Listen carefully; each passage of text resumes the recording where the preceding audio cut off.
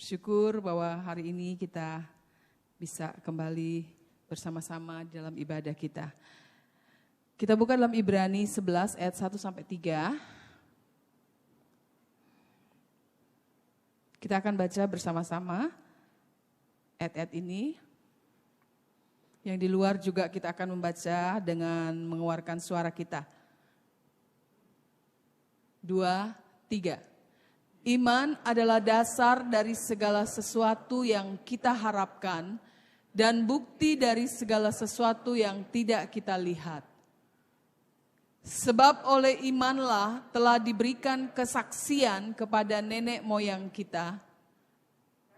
Karena iman kita mengerti bahwa alam semesta telah dijadikan oleh firman Allah, sehingga apa yang kita lihat telah terjadi dari apa yang tidak dapat kita lihat. Puji Tuhan, selama hampir 1 tahun ini kita sudah belajar banyak hal tentang iman. Dan kita sudah berada di penghujung tahun 2021. Ya, kemurahan Tuhan kita masih ada. Dan saya ingin kita kembali mengulang apa yang sudah pernah kita dapatkan tentang iman. Yang pertama kita belajar bahwa iman itu bukan tentang perasaan, ya. Jadi iman kita tidak bisa bergantung dengan perasaan. Jadi iman itu bukan perasaan, karena bila konsep kita tentang iman seperti ini, maka akan terlihat iman kita itu pasti bergantung dengan kalender, ya. Kalau tanggal muda iman kita naik, ya, senang. Nyanyi di gereja suaranya keras, ya. Bahkan ada yang melompat dan angkat tangan.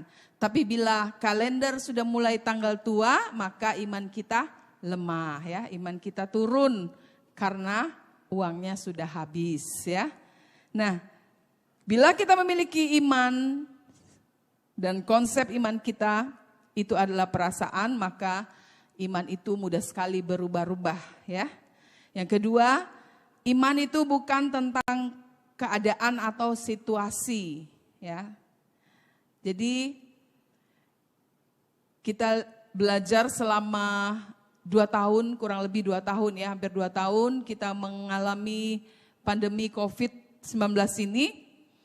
Kita dapat melihat, kita dapat menguji sebenarnya, ini juga menjadi satu masa, satu kesempatan di mana kita bisa melihat sebenarnya iman yang bagaimana yang ada di dalam hidup kita. Karena beberapa orang kita melihat bahwa di masa pandemi ini, ya, ketika segala sesuatu mempengaruhi, ya, usahanya, mempengaruhi hidupnya, mempengaruhi segala rencananya, apa yang dia miliki berkurang, ya, harta kekayaannya, bahkan juga kesehatannya, dan juga bahkan ada orang-orang yang di tengah-tengah pandemi ini, ya, mengalami kehilangan orang-orang yang dikasihi. Di situ mulai nampak iman seseorang, apakah imannya tetap sama seperti sebelum pandemi, ya. Iman yang berkobar-kobar, iman yang selalu meneriakkan Tuhan itu baik, Tuhan itu berkuasa, Tuhan itu heran, ya. Tetapi setelah kita mengalami pandemi ini, banyak dari antara kita yang tidak bisa lagi mengucapkan hal seperti itu. Bahkan ada yang mulai meninggalkan imannya karena mendapat tawaran-tawaran, ya, dan mencari pertolongan-pertolongan yang di luar Tuhan. Tetapi sebagian orang percaya menguji imannya sendiri, ya. Di tengah-tengah masa pandemi ini ada yang semakin tekun, semakin berharap, semakin bergantung kepada Tuhan dan membawa dia terus mengalami, ya, bagaimana campur tangan Tuhan, pertolongan Tuhan hari lepas hari. Di tengah-tengah keadaan yang sulit ini, itu tidak dapat menghancurkan imannya.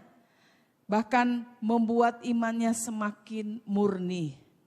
Saya berharap siang ini kita adalah orang-orang yang termasuk di nomor yang kedua tadi, ya. kita boleh melihat iman kita. Kita bisa menguji iman kita.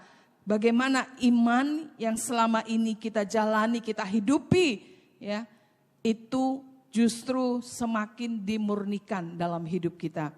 Dan yang ketiga, kita akan lihat bahwa iman itu bukan mantra untuk mendapatkan harta duniawi yang bersifat sementara. Jadi kalau kita membaca di dalam Ibrani pasal 11 ayat 1 tadi, seringkali ada yang mengartikan hal ini sehingga membuat kita hanya mengimani, hanya percaya kepada sesuatu yang kita dapatkan, sesuatu yang kita mau harapkan, sesuatu yang kita inginkan itu dapat terjadi bila kita imani, bila kita percaya bahwa kita akan mendapatkan. Nah, ada yang mungkin saudara pernah mendengar, ya kan? Kalau kita menjadi orang Kristen itu harus diberkati. Menjadi orang Kristen itu harus kaya. Menjadi orang Kristen itu harus sehat, tidak boleh sakit-sakitan, ya. Kalau ada yang orang Kristen miskin, ya, susah, sakit-sakitan, berarti ada yang salah dengan imannya. Seringkali hal itu kita dengar, ya, dari ucapan seseorang. Bahkan ada yang mengatakan, ya, kalau kamu pengen punya rumah yang besar, mobil yang banyak, ya, kamu harus imani.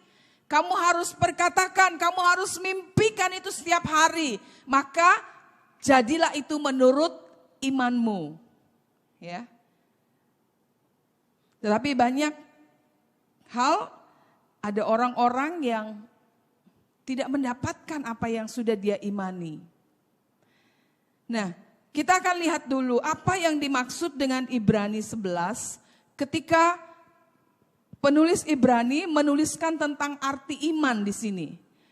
Di sana dikatakan iman itu adalah dasar. Dasar itu adalah kepercayaan, keyakinan yang sungguh tentang sesuatu yang kita harapkan dan kepastian atau bukti bahwa yang diharapkan itu sudah menantikan walaupun belum terlihat. Ya. Nah, penulis Ibrani mengatakan hal ini itu kepada orang-orang yang ada pada saat itu yang dituju oleh penulis Ibrani. Kita akan lihat bagaimana keadaan orang-orang yang dituju, yang ditulisi surat oleh penulis Ibrani ini. Kita lihat dalam Ibrani pasal 10 ayat 32 sampai 39. Di situ dikatakan,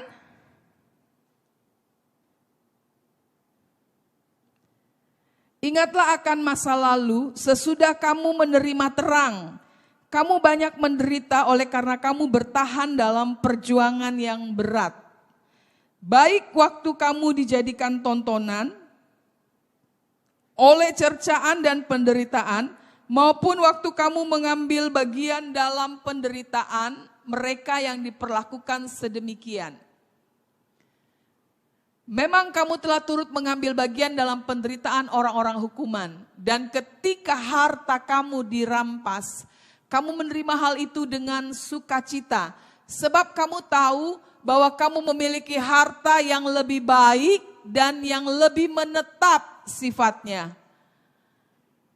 Sebab itu janganlah kamu melepaskan kepercayaanmu, karena besar upah yang menantinya. Sebab kamu memerlukan ketekunan, supaya sesudah kamu melakukan kehendak Allah, kamu memperoleh apa yang dijanjikan itu. Jadi penulis Ibrani menulis kepada orang-orang yang pada saat itu sedang menghadapi banyak penderitaan. Sesudah mereka mengenal Yesus, setelah mereka menerima terang itu dikatakan, setelah mereka menjadi pengikut Yesus, apa yang dihadapi oleh orang-orang percaya pada saat itu? Mereka ditangkap, mereka menderita, mereka dianiaya, bahkan ada di antara orang-orang tersebut harta mereka dirampas, ya. Dan ada yang dipenjarakan, mereka menghadapi banyak-banyak penderitaan. Bahkan karena hal ini, beberapa di antara mereka sudah meninggalkan persekutuan. Itu sebabnya muncul dalam Ibrani 10 ayat 25, janganlah kita menjauhkan diri dari pertemuan-pertemuan ibadah kita seperti dibiasakan oleh beberapa orang. Tetapi marilah kita saling menasihati dan semakin giat melakukannya menjelang hari Tuhan yang mendekat. Jadi penulis Ibrani melihat hal ini lalu dia menasehati. Jangan sampai hal ini membuat kita akhirnya meninggalkan persekutuan-persekutuan ibadah kita yang biasa kita lakukan. Karena kita mulai mundur dari Tuhan. Kita mulai lemah di dalam Tuhan dikatakan. Bahkan di dalam ayat yang ke-35 itu ditegaskan lagi oleh penulis Ibrani. Sebab itu janganlah kamu melepaskan kepercayaanmu karena besar upah yang menantinya. Nah, kepada orang-orang yang seperti inilah Ibrani menulis suratnya dan dia memberikan satu definisi kembali tentang iman mereka. Bahwa iman itu adalah kepercayaan yang sungguh, keyakinan yang sungguh tentang sesuatu yang diharapkan. Dan kepastian dan bukti yang diharapkan itu memang belum terlihat, tapi itu sudah dinantikan. Itu sudah menjadi satu kepastian. Dan penulis Ibrani mengingatkan ada satu upah yang menanti. Yang mungkin belum terlihat, tapi itu pasti dikatakan. Harta yang sifatnya lebih menetap, ya bukan sementara. Nah, tetapi banyak kali kita diajarkan, kadang-kadang seringkali difokuskan imani soal harta duniawi, ya kan? Ayo, kalau mau punya mobil, imani, mobil apa yang kamu mau punya, ya? Mobil Alphard, mobil apa lagi yang mahal-mahal, imani. Padahal kita kerjanya cuma jadi cleaning service mungkin, ya kan? Ayo imani, gaji kita ya di bawah UMR. Imani, perkatakan. Ya. Kita dibawa untuk mengimani sesuatu yang bersifat sementara. Padahal penulis Ibrani tidak menulis dengan maksud seperti itu. Justru penulis Ibrani membawa kita untuk mengimani, untuk melihat sesuatu yang belum kita lihat, tapi itu sesuatu yang pasti, harta yang sifatnya lebih menetap, harta yang kekal, bukan yang sementara yang ada di bumi ini.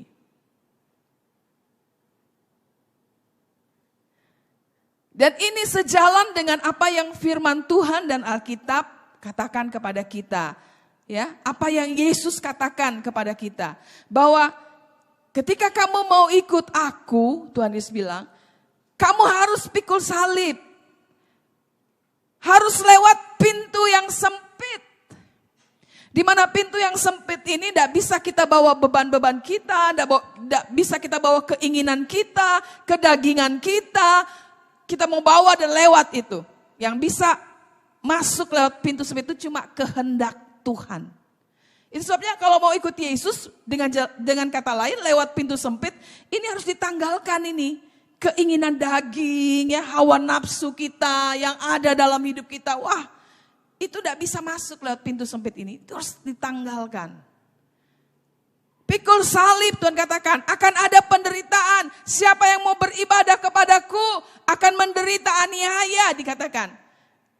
Ada orang-orang yang memang dikucilkan karena mengenal Yesus. Karena menyatakan imannya kepada Yesus. Di lingkungannya, di keluarganya. Dan itu seperti yang Yesus katakan. Yesus tidak pernah berjanji bahwa kalau kamu ikut aku, kamu akan kaya. Kamu punya mobil banyak, kamu akan punya rumah mewah. Kamu akan sehat dan tidak pernah sakit. Karena aku akan membuat mukjizat setiap hari. Itu tidak pernah dijanjikan di dalam konsep iman yang benar.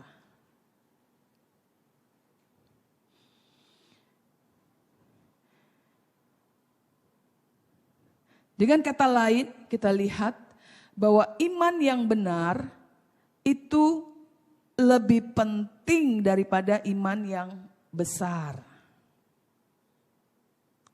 Ya. Jadi tadi saya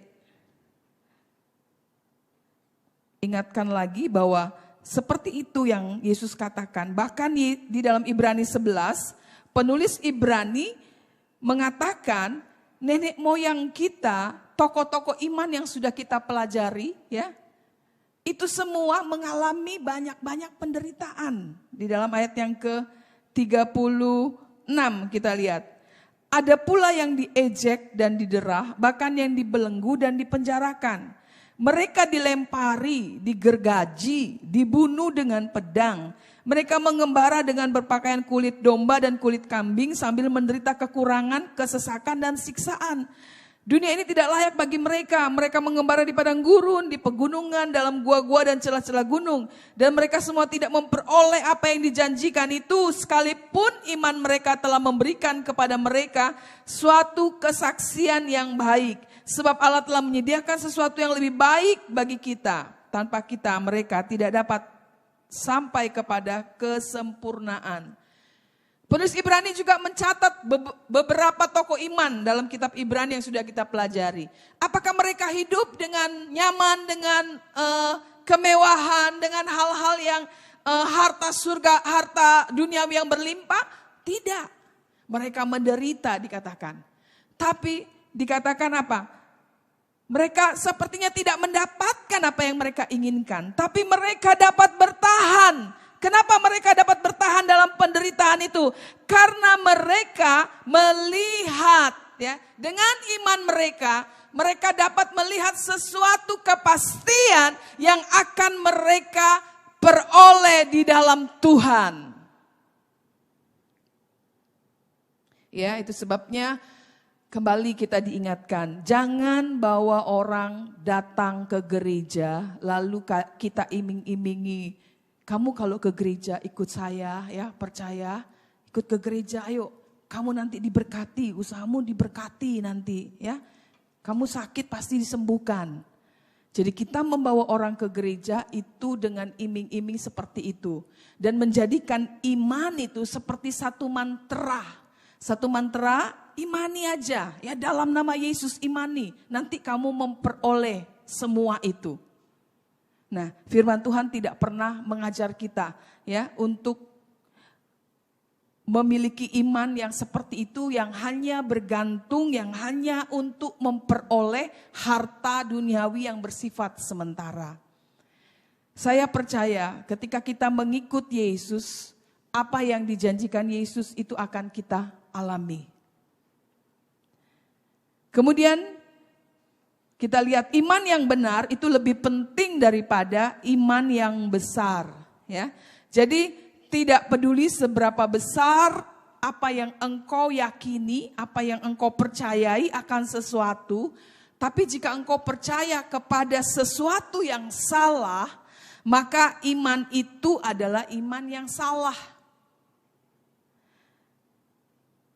Tapi walaupun kita punya iman yang kecil, bahkan mungkin ada keraguan dalam hidup kita, ya.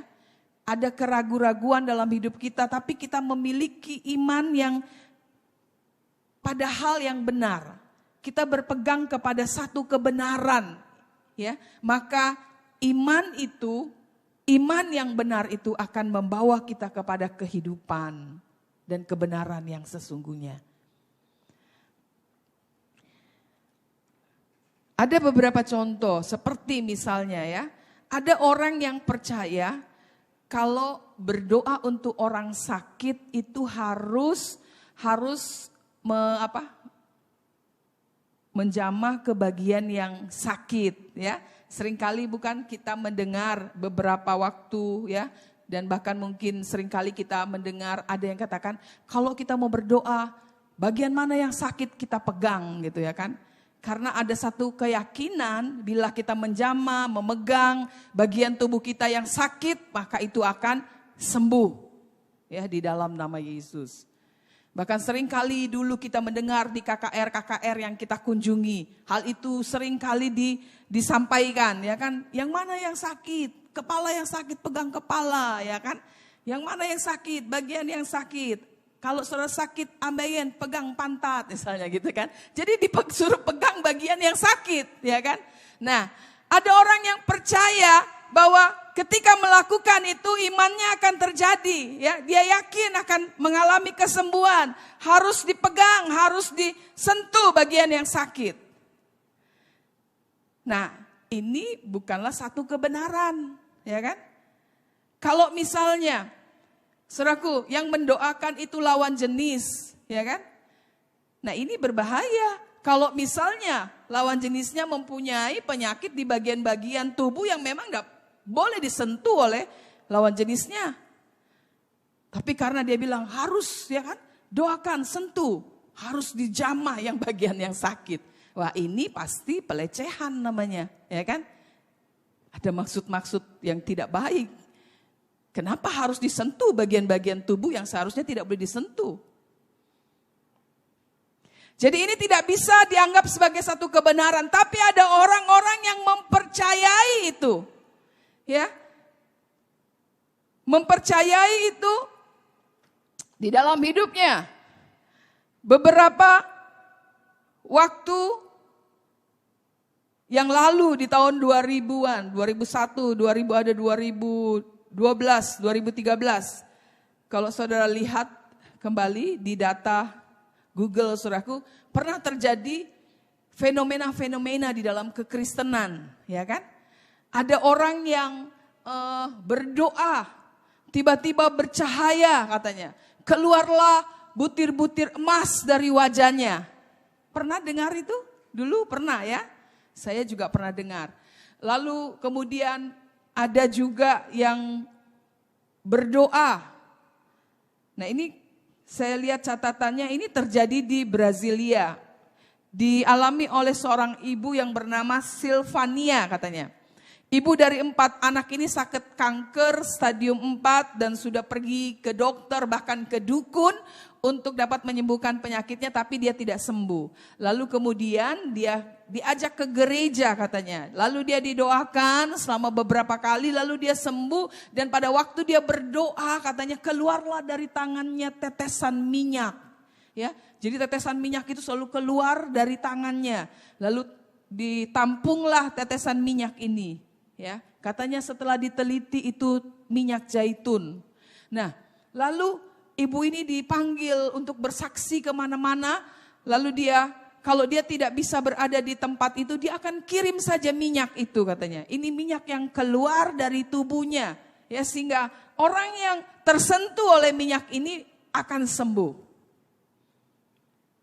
Jadi ada banyak, kalau kita dengar ya, beberapa sering kali muncul fenomena-fenomena seperti ini.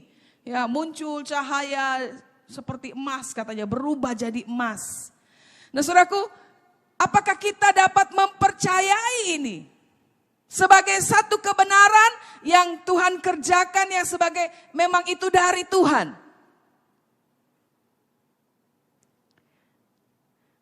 Jadi iman yang benar itu pasti relevan dengan kehidupan ini dan akan bertahan dari zaman ke zaman. Jadi dapat diuji kebenarannya itu bukan cuma ke satu zaman, bukan cuma sementara. Kalau misalnya tadi yang kita dengar cerita-cerita ini adalah kebenaran dari Tuhan, ketika kita berdoa sungguh-sungguh kita bisa alami kemuliaan, bisa ada emas yang jatuh dari wajah kita mungkin, ya kan? Pasti kita mau berdoa sungguh-sungguh semua, ya kan? Karena kita akan kaya. Dengan berdoa sungguh-sungguh, menangis sungguh-sungguh, keluar emas katanya. Nah, tetapi ini tidak berlangsung lama. Ya, kita tidak tahu. Tapi sekarang itu berita sudah hilang, sudah tidak ada lagi. Jadi kebenaran itu, kepercayaan itu, keyakinan itu tidak relevan dari zaman ke zaman dan tidak bisa bertahan dari zaman ke zaman. Sedangkan iman yang benar itu adalah sesuatu yang relevan dengan hidup ini dan bertahan dari zaman ke zaman. Dapat diuji kebenarannya. Itu sebabnya ayat 2 katakan, sebab oleh iman nenek moyang kita dikatakan telah diberikan kesaksian kepada nenek moyang kita. Sebab oleh imanlah telah diberikan kesaksian kepada nenek moyang kita.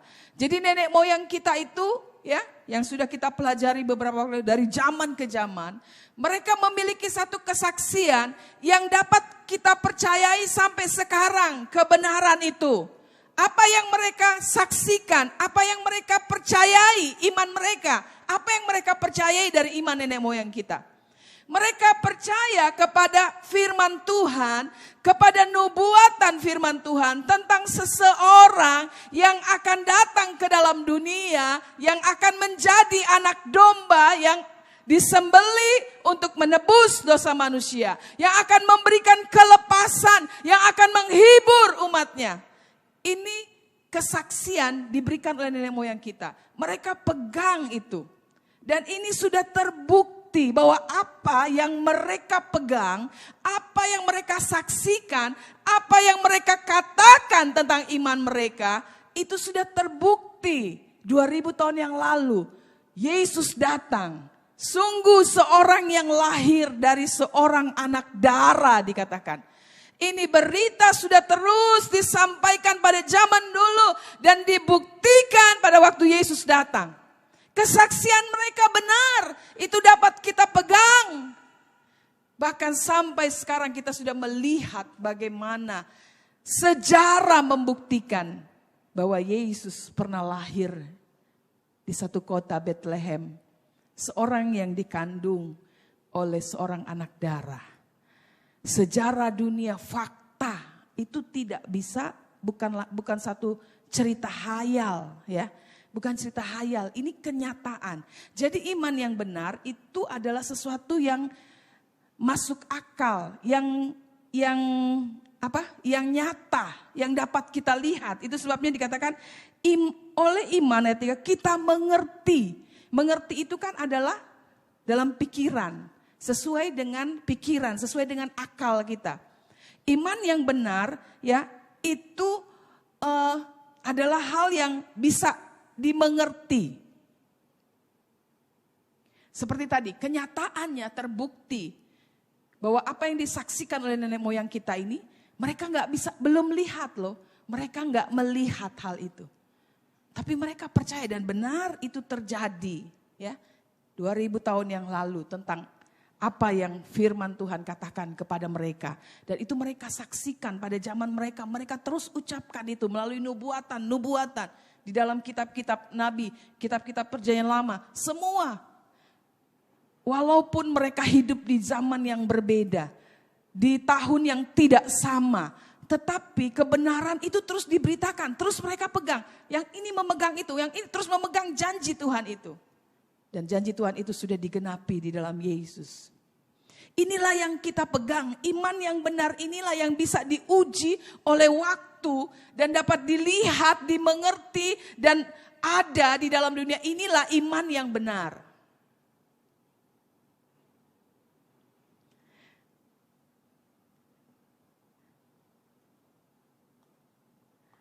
Kemudian saudaraku, iman yang benar itu timbul dari mendengar akan firman Kristus. Roma 10 ayat 17.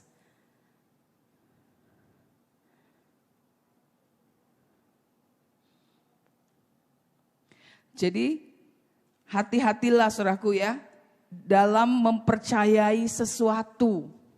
Bahkan hari-hari ini kita melihat begitu banyak juga modus penipuan ya.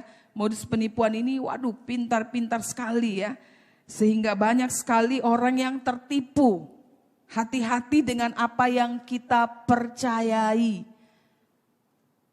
Baik melalui sosial media, saudaraku, bahkan melalui orang-orang yang menjanjikan bisnis yang gampang ya, bisnis yang mudah. Kamu investasi aja segini ya, di rumah cuma liatin HP, tining, nanti kamu dapat ya kan, tining dapat. Kita tergiur dengan hal-hal yang seperti ini, kita mulai mempercayai bahwa ini dapat kita andalkan. Tapi ternyata ya setelah kita berinvestasi banyak, akhirnya tertipu. Hati-hati dengan apa yang kita percayai. Kita lihat dalam Roma 10 ayat 17, Jadi iman timbul dari pendengaran dan pendengaran oleh firman Kristus. Jadi iman yang benar itu timbul dari mendengar, ya. Mendengar apa? Mendengar firman Kristus. Ingat ya. Jadi selain kita berhati-hati dan mulai meriksa hidup kita, apa yang selama ini kita percayai, ya, tentang sesuatu, apakah itu sudah benar sesuai dengan firman Tuhan. Kemudian kita belajar iman yang benar timbul dari mendengar firman, dan itu adalah firman Kristus. Dengan kata lain, sekarang kita juga harus berhati-hati dengan apa yang kita dengar. Ya. Mazmur katakan dalam ayat 1-3, menasehati kita, jangan berkumpul, ya, jangan duduk-duduk dengan orang pencemooh. Jangan dengar nasihat orang fasik, ya, orang yang tidak mengenal Tuhan, yang tidak mengenal kebenaran, yang hidup dalam hawa nafsu.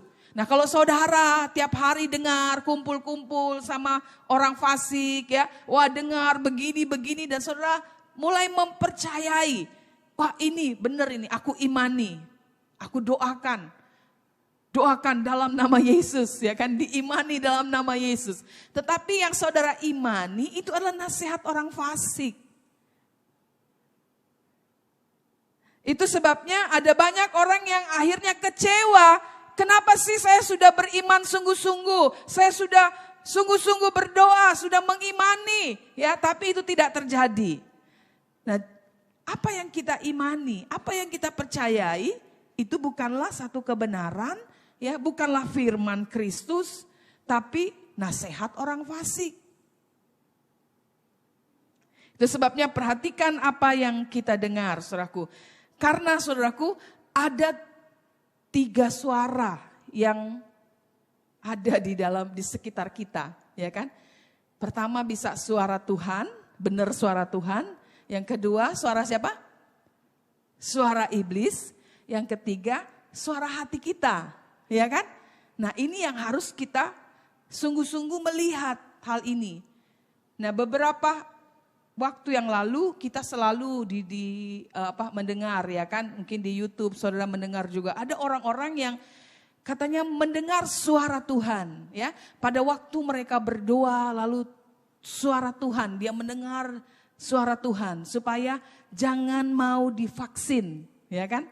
Karena vaksin itu adalah tanda antikristus, tanda 66. Kalau kita menerima vaksin maka kita akan binasa. Kita adalah pengikut antikristus, ya kan? Dan dia menyampaikan itu di YouTube, ya, sosial media, karena dia mendengarkan suara pada waktu berdoa. Nah, bagaimana itu saudara? Apakah saudara dapat mempercayai ini sebagai satu kebenaran?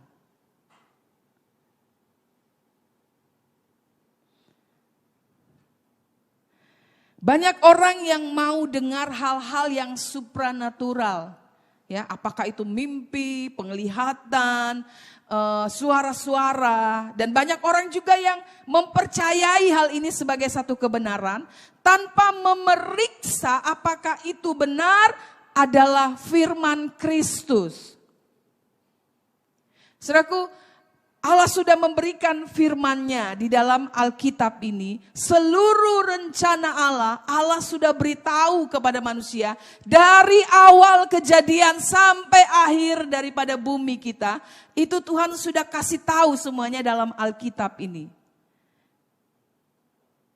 Jadi saudaraku, kita harus tetap memeriksa apa yang terjadi di sekeliling kita dengan terang Kristus, dengan terang firman Kristus ini, apakah itu benar? Karena bila itu benar, itu tidak akan menabrak apa yang ada di dalam Alkitab, apa yang sudah ditulis di dalam firman Allah ini. Karena tidak mungkin Allah itu simpang siur, sebentar ngomong begini, sebentar ngomong begini, ya kan? Ada yang mengatakan, ya, jangan terima vaksin, ya. Tapi kalau sudah terima, ya sudah. Yang ketiga jangan terima, kata Tuhan. Nah, jadi saya pikir Tuhan kok gitu ya? Kok Tuhan bingung ya? Sebentar Tuhan ngomong A, sebentar Tuhan ngomong B. Jadi saya berpikir Tuhan yang mana ini yang bicara? Karena Tuhan yang saya kenal di dalam firman-Nya, itu bukan Tuhan yang pelin-pelan. Bukan Tuhan yang bisa merubah apa yang sudah dia katakan ditarik lagi. Oh ya gak apa-apa ya, nanti begini aja. Nah, kan gak jelas. Itu sebabnya kita harus melihat selalu dalam terang kebenaran firman Kristus. Karena Alkitab memberitahu kepada kita bahwa sebelum antikristus memerintah ke dalam dunia, maka akan terjadi beberapa peristiwa sebelumnya. Kalau vaksin itu adalah tanda binatang yang diberikan oleh antikristus, berarti antikristus sudah memerintah di dalam dunia ini. Dan kita belum melihat sosok pribadi oknum antikristus yang ada dalam dunia ini. Yang seperti yang Alkitab katakan, bila dia ada dan sudah datang di dalam dunia ini. Jadi kita harus benar-benar melihat apakah iman yang kita miliki ini sudah benar-benar satu iman yang berdasarkan kepada kebenaran Allah. Ya, jadi kita sudah lihat itu firman iman yang benar tidak menabrak kebenaran-kebenaran yang lain. Nah, ada kesaksian. Ini contoh ya, mungkin saudara bisa berpikir ya. Karena iman juga dikatakan mengerti ya, harus berpikir. Jadi saudara tuh harus menggunakan akal juga saudaraku. Karena Tuhan beri kita akal ya kan, untuk kita gunakan. Jadi jangan saudara mengimani, saya mau dapatkan wanita itu misalnya. Karena dia cantik ya kan, kaya. Imani saya mau berdoa puasa. Saya berpuasa 1 bulan, 40 hari. Belum dapat 1 tahun saya mau puasa. Ya kan? Supaya saya dapatkan dia. Nah ini iman yang kayak mana ya? Tuhan, kenapa dia mau sama perempuan itu misalnya ya kan? Padahal misalnya perempuan itu adalah istri orang. Perempuan itu adalah orang yang di luar Tuhan. Nah kadang-kadang kan anak-anak muda gitu ya. Tabrak sana tabrak sini. Aku imani dalam nama Yesus. Tapi dia tidak berpikir lagi apakah ini sudah benar dengan firman Tuhan. Orang yang dia mauin, orang yang dia cintai itu benar enggak sesuai dengan firman Tuhan. Dia suka tabrak-tabrak saja. Enggak tante, ini saya sudah bawa dalam doa. Saya sudah berpuasa tante, ya kan? Akhirnya ya itu dipaksa-paksa mendapatkan. Tapi ya enggak sesuai dengan firman Tuhan. Di luar Tuhan ya. Dia akhirnya meninggalkan imannya. Ya, mengucapkan iman yang lain. Tidak apa-apa tante. Nanti kalau sudah saya menikah, saya bawa lagi dia kepada Tuhan. Ternyata setelah menikah, bukan dia bawa kepada Tuhan, dia yang meninggalkan Tuhan lebih jauh lagi. Nah jadi ada hal-hal seperti itu. Misalnya, tadi saya kesaksian tentang orang yang berdoa, ya, nggak ada uang, lalu dia mendapatkan apa itu ya? Apa itu namanya? Wahyu. Pergi ke ATM, ya kan? Pergi ke ATM, dia ngantri, lalu ada seseorang ternyata yang buru-buru, jadi dia sudah ambil uangnya, kartunya tertinggal dan intinya masih hidup. Apakah Anda mau tetap melakukan transaksi? Dia udah kabur gitu kan, cepat-cepat. Nah ini orang yang tadi berdoa, sudah nggak ada saldo ini kan, Tuhan. Tolonglah Tuhan, saldo sudah kosong. Dia dengar, pergi ke ATM. Dia pergi ke ATM. Dan ternyata benar. Wah, ada ATM yang langsung dia pencet ya kan. Apakah Anda mau melakukan transaksi lagi? Iya katanya kan. Dia tarik itu uang yang ada milik orang lain. Nah saudara kira-kira ini benar nggak dari Tuhan? Misalnya, kan aku berdoa. Tadi benar loh Tuhan suruh aku ke ATM. Ya kan? Ada lagi yang kesaksian seperti ini. Kadang-kadang memang saya melihat ada hal-hal yang sepertinya ditabrakkan gitu ya. Hanya untuk keinginannya. Seorang yang sudah lama ya tidak makan daging ayam. Pengen makan daging ayam. Lalu dia berdoa, Tuhan kirimkanlah orang ya. Daging ayam ini gak tahu saya caranya bagaimana. Dia berdoa, setelah berdoa dia keluar saudaraku, benar ada ayam di dalam pekarangannya saudaraku. Inilah jawaban Tuhan, dia bilang. Dia tangkap ayam itu, dia makan daging, terima kasih Tuhan. Tetapi saudaraku ternyata itu ayam tetangga ya. Tetangganya mencari-cari ayamnya. Jadi saudaraku kalau seperti itu saudara harus cari tahu dulu nih ayam punya siapa. Jangan saudara pikir sudah berdoa, ini pasti Tuhan yang kasih. Masa Tuhan kasih ayam tetangga saudaraku ya, yang saudara mencuri seperti tadi orang tadi. Tuhan bilangnya sudah ambil aja uang di ATM itu ya kan. Jadi Tuhan menabrak firman-Nya sendiri, kita orang Kristen tapi kita tidak menghidupi iman Kristen kita ya kan. Firman Tuhan ajarkan kita bahwa kita tidak boleh mencuri. Kita harusnya ambil, kembalikan ya kan. Cari tahu dulu itu ayam siapa ya, hati-hati nih. Makanya kita harus mengevaluasi, mulai memeriksa iman seperti apa yang kita miliki hari-hari ini. Apakah iman itu hanya kita gunakan sebagai mantra untuk mendapatkan sesuatu yang kita inginkan, hawa nafsu kita dan lain-lain. Atau seringkali kita mempercayai sesuatu yang salah, yang tidak benar, tapi sudah sungguh-sungguh. Tapi sungguh-sungguh kepada yang salah. Akhirnya sungguh-sungguh salah ya kan. Nah saudaraku, biarlah melalui kebenaran firman Tuhan ini ya. Di tahun 2021 kita melihat bagaimana iman yang kita miliki. Tapi saudaraku, saya katakan ketika engkau datang kepada Yesus, itu sudah merupakan iman yang benar. Ya, karena Yesus sudah teruji dari zaman ke zaman. Apa yang dikatakan di dalam kitab para nabi tentang Yesus itu benar. Dialah jalan, dialah kehidupan, dialah kebenaran. Dan kita sedang mengarahkan mata iman kita untuk kedatangannya yang kedua kali. Lihatlah, imanilah kedatangannya. Karena ini adalah sesuatu yang pasti.